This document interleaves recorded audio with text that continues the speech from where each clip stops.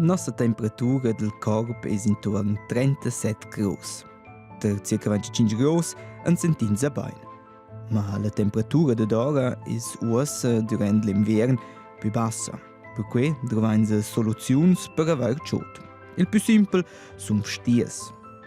In più, vengono però una vetta d'aer ciò ci des intorno a noi. Che la va studiata del nostro corpo.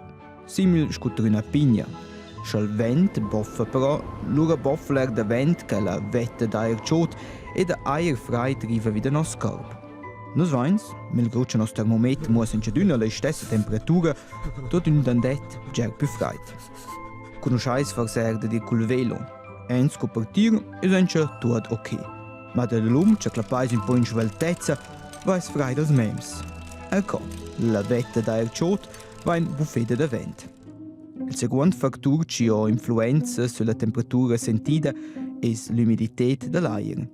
L'aer umid vuol dire aer cum gerova transportescha meglio temperaturas.